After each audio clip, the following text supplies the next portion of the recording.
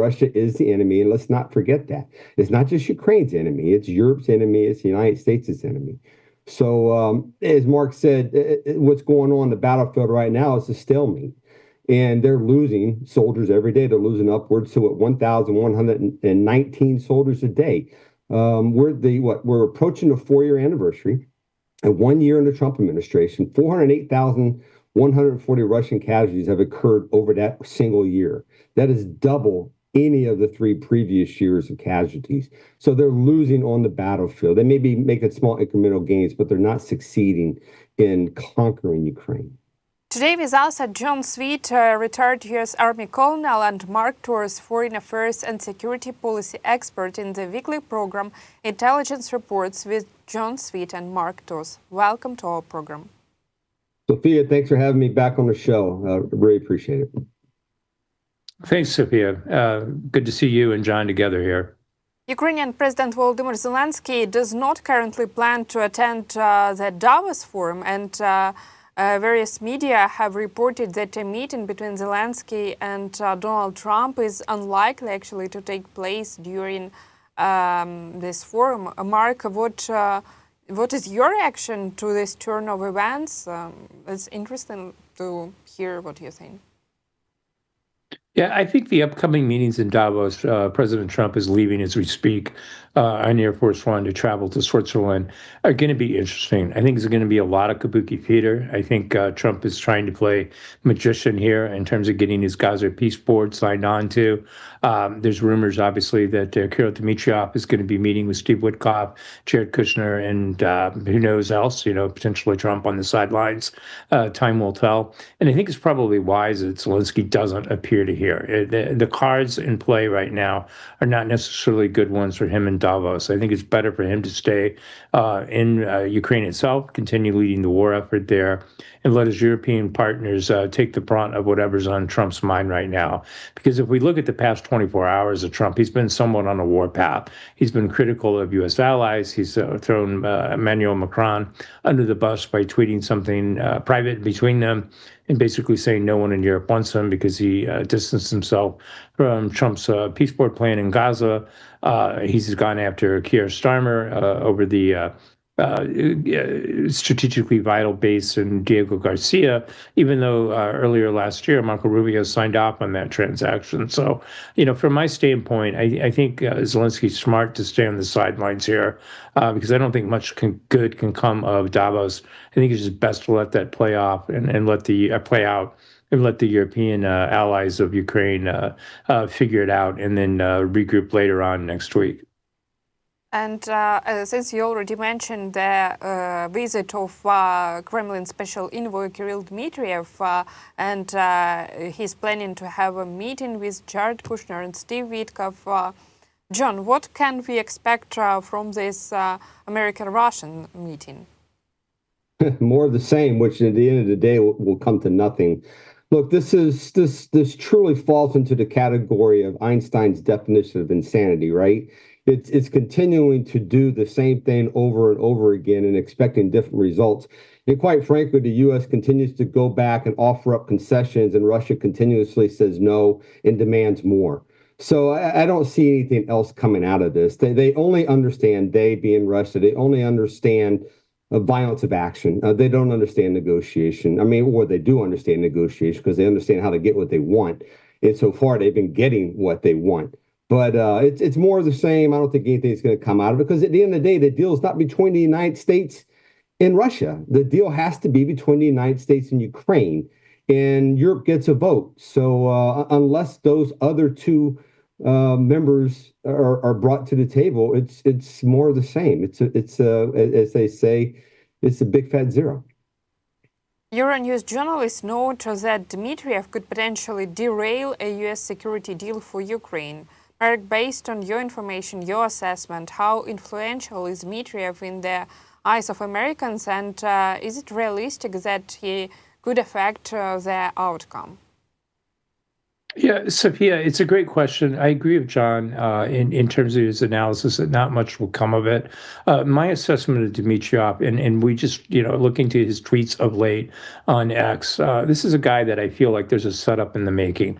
I suspect he's had side conversations already with Steve Witkoff and that there's another fix there. I mean, these two guys since the get-go have continually created these fixes that catch Ukraine by surprise, whether that was nixing the Tomahawk sales at the time by getting Putin to call Trump, whether that was dumping the Russian version of a 20-point peace plan onto President Trump and Zelensky, which is basically a call for capitulation on the part of Kiev. These guys have been in for a fix. And if you look at Dmitriev, yeah, he'd be a lousy poker player because it's just way too obvious in his messaging. But everything on X tells me his boast is, how Europe is defeated, how NATO needs to start, the leaders need to start drinking, that everything's rolling and going Russia's way. Tells me that there's something in the making here, which is another reason why I said at the top of the program, I think Zelensky is wise to stay away from Davos at this point.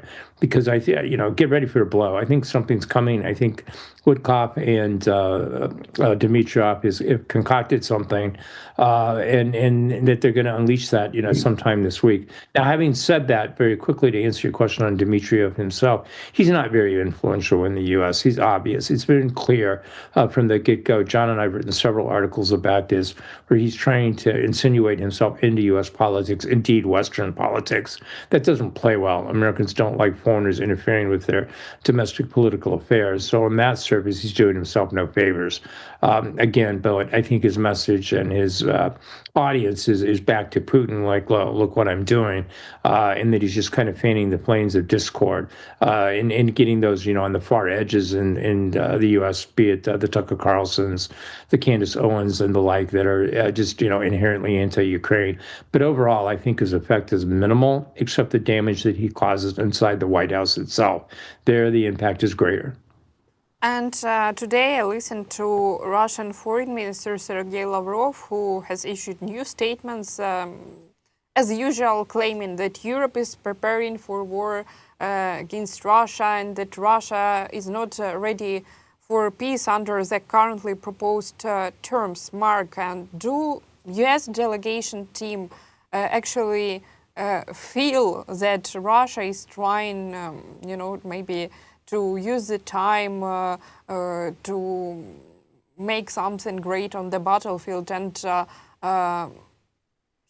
because in Ukraine we feel the fatigue in this uncompromising Russian stance? Yeah, I think you have to look at the setting of where Lavrov is making these statements. He's trying to set conditions in Davos to essentially say, look, we're not giving up. We're going to continue, our maximalist demands. Nothing's changing. He's trying to message to Trump that you just see it our way or you don't see it anyway, and that the war is going to continue. But reality on the ground, and I'm going to let John get into this in a little bit because he can do it much more professionally than I can. But the reality on the ground in Ukraine is that Russia is stuck. Okay, yes, they're making some gains. It's a foot pace. It's not going very far. They're not able to accomplish on the battlefield that they want to or need to in terms of bringing about a victory in Putin's mind. Plus, if you just look at the overall Russian economy, and we talked a little bit about this a week and a half ago, Sophia, the economy is stuck. They can't grow it anymore. Stagnation is really setting in. That means despite having the demand for more weapons, munitions, et cetera, Putin simply doesn't have the economy to back it. One of the biggest things is he doesn't have manpower. I mean, when you lose 1.2 million men and women to a special military operation, some dead, some wounded, and you take that out of your workforce, yeah, one of the great benefits in a sarcastic way is that unemployment is at a historic low at 2.1% in Russia, but you lose your capacity to grow your economy in any kind of meaningful way. And that's where they're at. And so you can even see that. They're admitting this themselves in their hard numbers. If you look at their budget for the next 3 years in terms of defense spending, it's essentially flat. There's no increases. Why? Because even if they were to increase it on paper, there's no way they can make that in reality in production. But in terms of the battlefield itself, let me flip to John, because I think there's some very important aspects there that people need to understand, that Russia is stuck. Yeah, let me add something real quick, just as Mark had stated. Look, Lavrov's correct. Europe is preparing for war with Russia. Europe's been prepared for war with Russia for decades. It's called NATO, and it's not necessarily an act of aggression towards Russia. It's defense against Russian aggression. And we've seen Russian aggression clearly, obviously, in Ukraine, but we've seen it previously, in Crimea. We've seen it, projected against Moldova. We've seen it in Chechnya. We've seen it in Georgia, and now we're seeing it through hybrid warfare throughout Europe, whether it's sabotage or jet fighters flying over terrain, or helicopters flying over terrain, or ballistic missiles or drones landing in NATO territory. Yes, Europe is preparing for war against Russia. Russia is a threat, and they present themselves as a threat. So why wouldn't they? Now, the other thing is he's come back, and one of the other quotes that Lavrov said is the world order rules don't exist anymore. It's the law of the strongest. And what that is designed to do is it's just reinforce a narrative um, that that NATO is no longer effective to a certain degree. And what they're trying to do is divide the NATO countries. Okay, they're trying to divide the United States from NATO. They're trying to separate the two, because once they're separate, then you start picking people apart, and you start picking the alliance apart. And the key is we can't let that happen. We have to remain united against a common enemy. And it is. There are a enemy. Okay, Russia is the enemy. And let's not forget that. It's not just Ukraine's enemy. It's Europe's enemy. It's the United States' enemy. So, as Mark said, what's going on the battlefield right now is a stalemate. And they're losing soldiers every day. They're losing upwards to 1,119 soldiers a day. We're approaching the 4-year anniversary, and 1 year in the Trump administration. 408,140 Russian casualties have occurred over that single year. That is double any of the 3 previous years of casualties. So they're losing on the battlefield. They may be making small incremental gains, but they're not succeeding in conquering Ukraine. Continuing the topic of Russia's war against Ukraine, overnight Russian forces launched another massive strike on Ukraine's energy infrastructure, leaving thousands of homes without electricity, water, heating in Kyiv, Odessa, Zaporizhia, Vinnytsia, and other cities. John, from a military perspective, how does the so-called second largest army in the world end up targeting power plants and basically fighting with them? It's because they can't win on the battlefield. So what do? They take it out on civilians. They go after that segment of the population that can't fight back. Okay, so what they can't do on the battlefield, they try to inflict upon the civilians. Look, Mark and I first wrote about this subject in September 22 in The Hill. The article's title was Putin's Strategy to Weaponize Winter. They've been doing this now for 4 years. Okay, and they've been failing, and they're failing because Ukrainian people are resilient. They're not going to let this happen. And nowhere in time, at least over the past centuries, has aerial bombardments, defeated populations. Okay, and it's not going to defeat the Ukrainian population. They're resilient. They're going to stand strong because they know that March and April are on the way, and that they will be able to continue to defend themselves. I also want to discuss the topic about Greenland, about what's going on there, and we can basically now see a crisis developing between the US and European countries regarding this topic.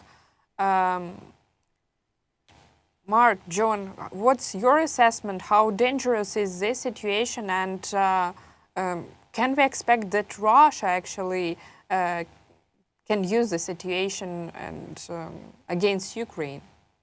I'm going to pass this on to Mark. Sophia, Mark wrote an incredible article this morning on this very subject. Okay. Go ahead, Mark. Yeah, let me quickly add one point to what John was saying. I think it's also important to remember, look, John's willing to take President Trump at his word that he wants to stop the killing in Ukraine. But in terms of weaponizing winter, it's not just a question of that, much as it is. It's also a question of weaponizing Ukrainian civilians. And nobody should forget, over this last year, more Ukrainian civilians in 2025 under Trump's watch have died at the hands of Putin, many more obviously injured as well. Almost a 31% increase over 2024. So Putin, in terms of all these peace negotiations, all these discussions that people have tried to have, and all that Trump claims that he's tried to accomplish, along with Steve Witkoff, the only answer that really matters at the end of the day in terms of human life is that Putin has been willing to kill more Ukrainians and kill more Ukrainian civilians than ever. So that's crazy.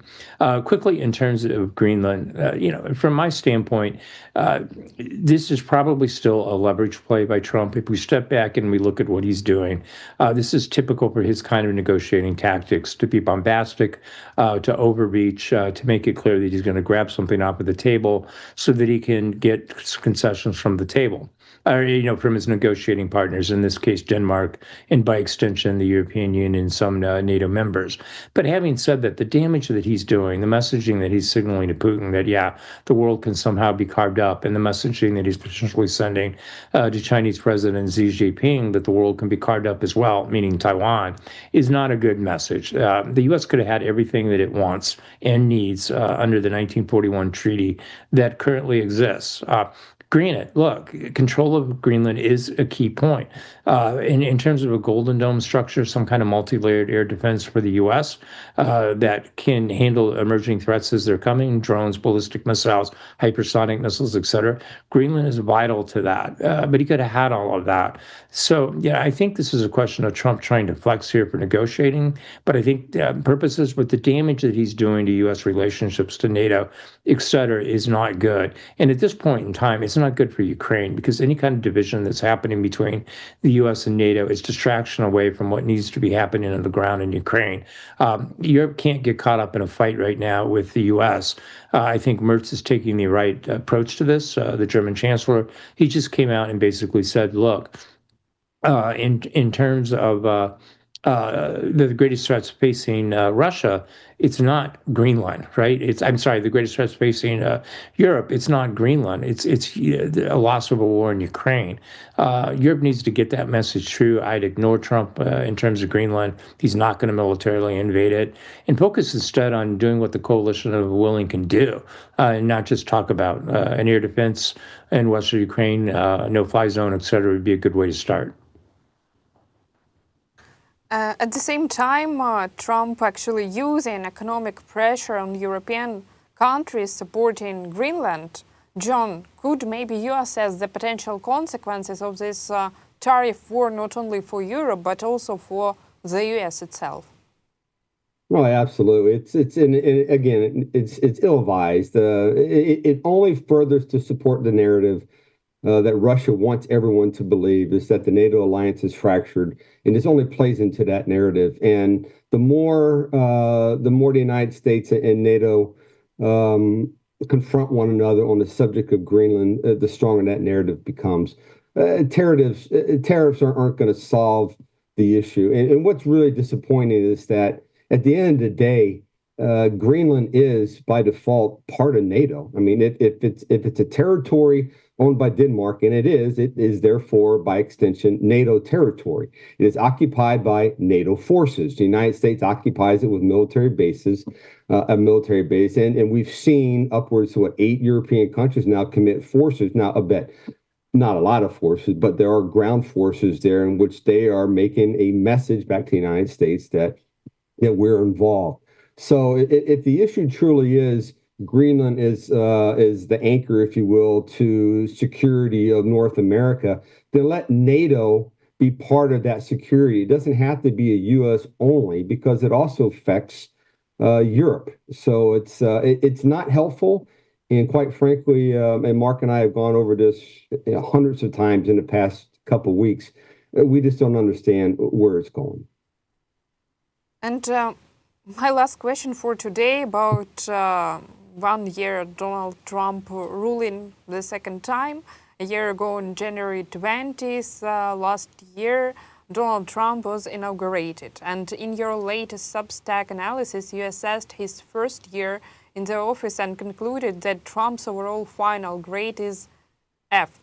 And can you maybe both explain to our viewers in more detail why you gave Trump such a low rating?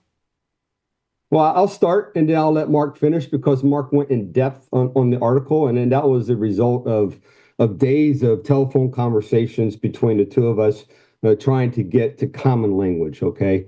But at the end of the day, we had assessed him as an F, specifically in Ukraine. Look, when he came in office, his goal was to stop the killing. He hasn't stopped the killing. 408,000 Russian casualties have taken place in 2025. And as Mark said, 2,514 civilians have been killed, 12,142 have been injured. The death rate right now, if you want to put it in military terms, is 2 battalions of soldiers a day are dying. And that easily doubles the number that occurred over the 3 years prior under the Biden administration. So stopping the killing is the end state. Then he is an F. He has failed at that. He's actually accelerated, and he's accelerated because I believe he's actually green-lighted Russia to continue to attack. Russia believes that the United States isn't going to get in their way, so they've continued the attack. And Ukraine is very efficient in killing Russians that are attacking. So for that reason, we gave him an F in Ukraine. And the only way to stop the killing, as we've said in numerous articles, is to get Russia to stop attacking. And the question now is the United States and NATO prepared to do something to get Russia to stop attacking? Because quite frankly, sanctions aren't getting Russia to stop attacking. It's going to require, as we have said before, a punch in the face, and probably more than one punch in the face. It's going to require a 1-2 punch to the face. Mark? Yeah, Sophia, John and I are tough graders, and part of this is at the end of the day, we thought it was almost an automatic F, given the way that Putin is allowed to continue to keep fighting another day in Ukraine. That's just unacceptable, especially since, and again, we take Trump at his word that he wants to stop the killing, but that the killing hasn't stopped, it's actually accelerated. The losses on all sides are horrific, but the ones that count to us at this point are the Ukrainian civilians who are paying a disproportionate share here for Putin's war crimes, and that's just unacceptable. So from that standpoint, we viewed it as an F. Look, there are successes in Trump's foreign policy in the last year, not in the obvious ways, but in the details. Proposing a $1.5 trillion U.S. defense budget, that's a good thing if it's applied and spent in the appropriate way. Strengthening NATO, creating a similar alliance in the Indo-Pacific, that's a good thing. Committing to Golden Dome, making sure that the U.S. has a layered air defense system given emerging threats that we talked about a little bit earlier. That's a good thing. But the problem is overall, his foreign policy and his national security apparatus is not operating smoothly. It's not operating in sync, and it doesn't seem to have all of its goals lined up as ducks. So that one doesn't defeat the other.